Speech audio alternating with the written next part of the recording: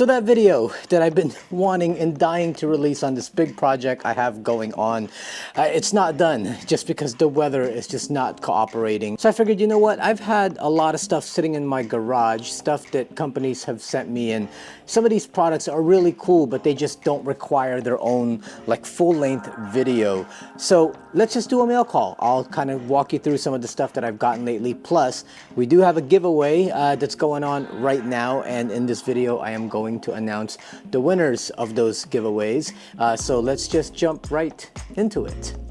All right, so let's start off with this humongous box that you see in front of me. By now you can probably tell what it is.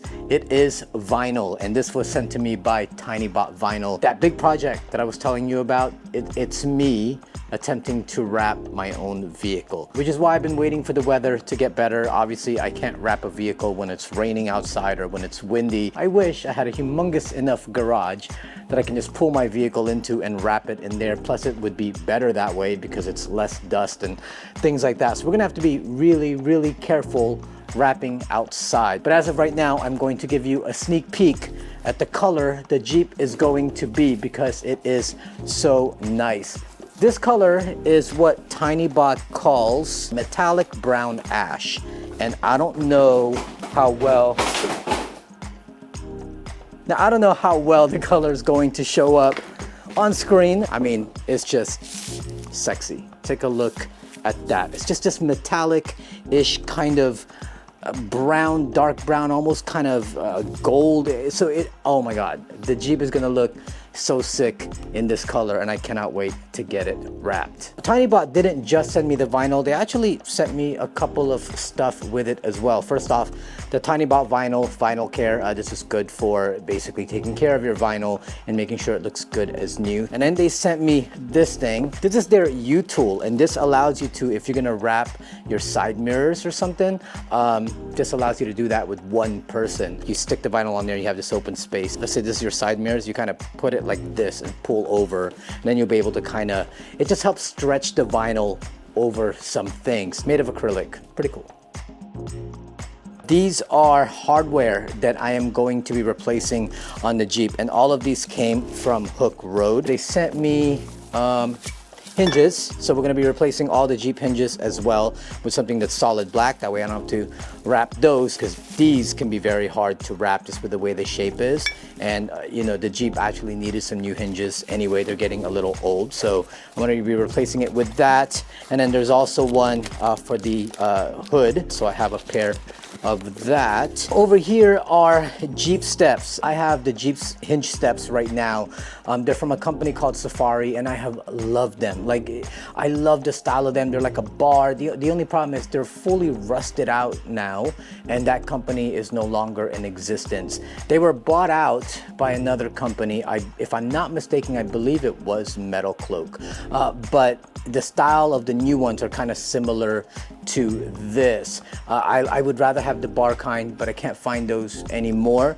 So HookeRoad sent me their version. The only issue I have with these ones is it says the since 1941 Jeep insignia on it, and I'm not a very big fan of that kind of Jeep branding. I know you've seen them a lot. If you like it, you know, that's cool. No hate on you or anything like that. It's just I would have rather just had just plain steps. I believe the ones from Metal Cloak don't have any kind of logos or anything on there. At some point maybe I'll buy them. It's not really in my top priority right now to purchase those, but it is a priority to have steps because I use these hinge steps a ton right now just to be able to get above the Jeep and grab cargo and things like that. So for now I'm going to run these from HookeRoad. Maybe I'll figure out a way to cover this stuff.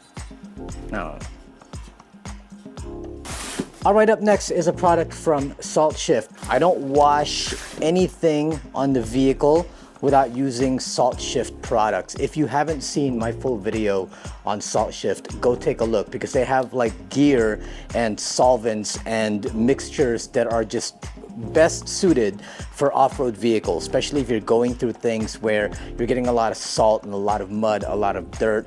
They're specially formulated for that type of thing. What they sent me a couple of scrubbers because I don't have this yet. I mean, I have some scrubbers, but I figured get everything with salt shift, right? But really what I had asked for was this pressure washer for underneath the vehicle. So you attach this to your pressure washer and then you kind of just glide it underneath the vehicle. We have some extensions right here.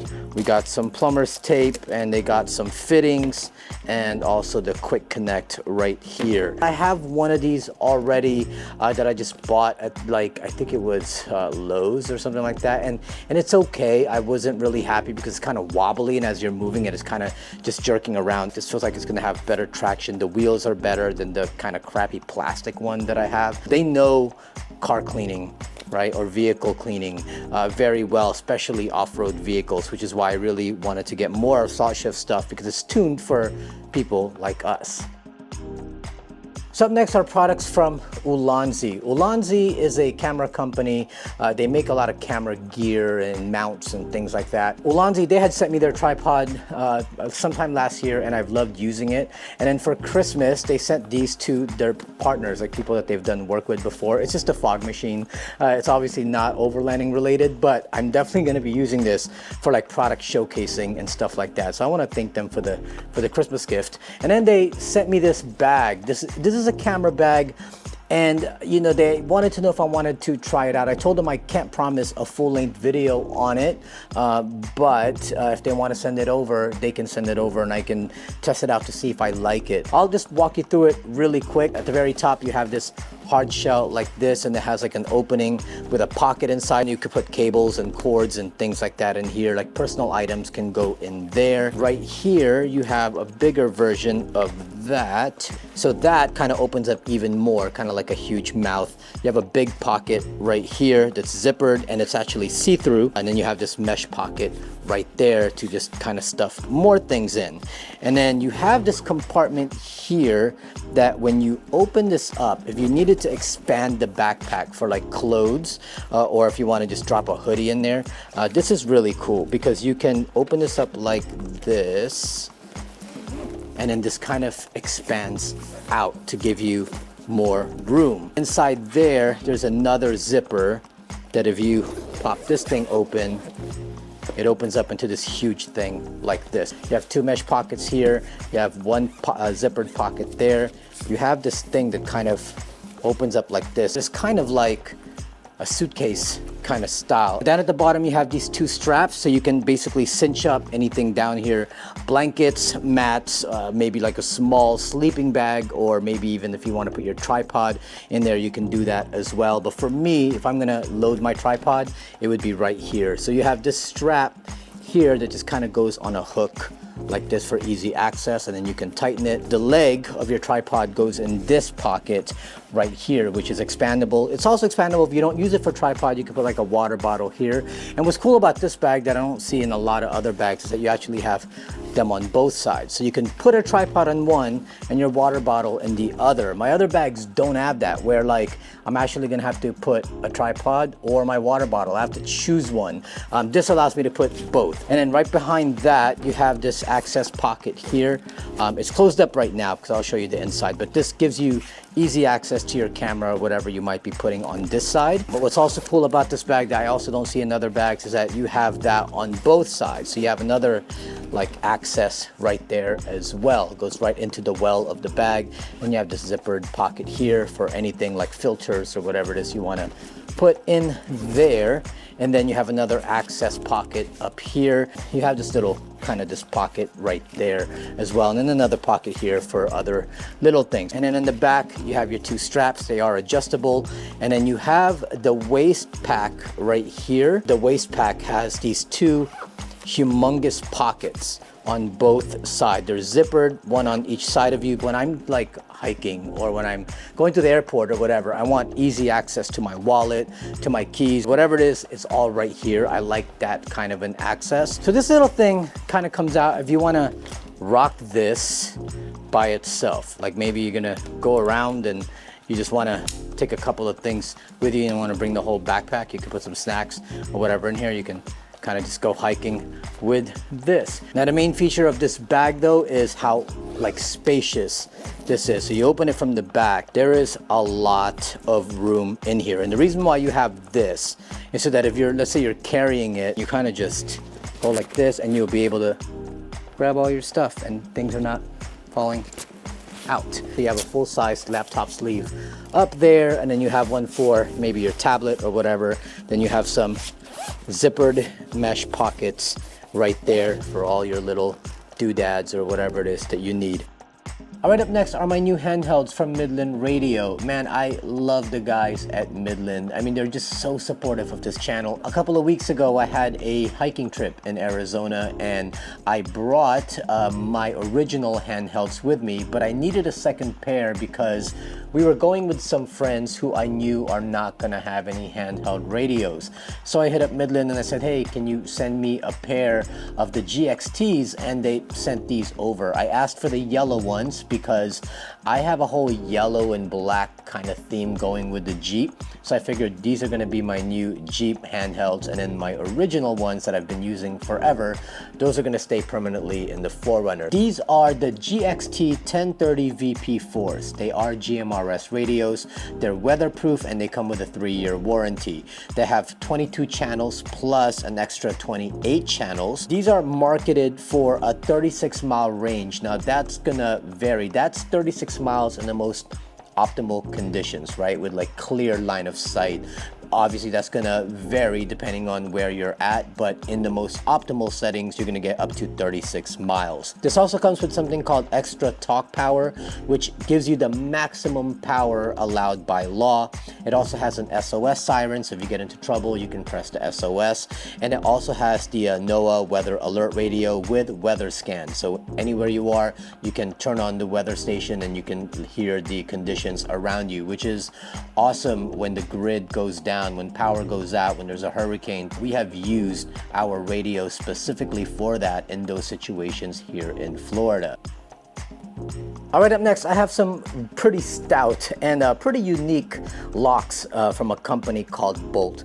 Bolt specializes in making locks that you didn't think somebody would make a lock for. Like they have like a lock for your Max Track. There's a lock that you can put on there that will keep it in place so no one can steal it. They even have a lock for your like high lift jack. One of my favorite pieces of gear from them is a lock for the Jeep hood. If you own a Jeep, then you know that somebody could easily just pop open your hood from the outside. Well, they make a lock that will allow you to keep that Jeep hood closed. That's the only thing. The only thing is that they primarily have stuff for Jeep, Dodge, and Ram. And a lot of stuff is pretty universal, but the reason why I say that is because what makes these locks great is that you key it to your own vehicle key. So for example, I have this kind of in place. This is not gonna come out.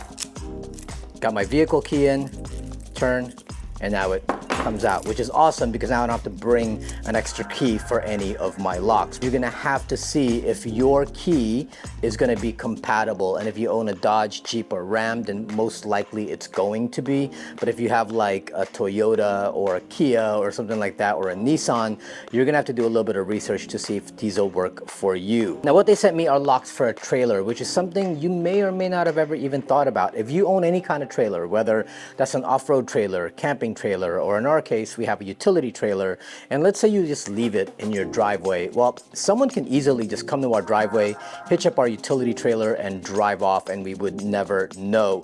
Having a lock just basically allows that to be secure in a cleaner way without me having to bring out like chains and wrapping it around tires and things like that. This is just going to be a much cleaner solution. So on the trailer side of things, this right here is the receiver lock, and the way this is going to work, you actually get two different kinds depending on what kind of ball receiver you have on your trailer, and you can choose which ball you put on. You just screw this thing or bolt this thing into the base itself. So basically the way this works is you just take this, put it inside that ball receiver that you have, and then take the black bar and then put it over it so that it basically holds that lever in place and no one will be able to pop that lever open.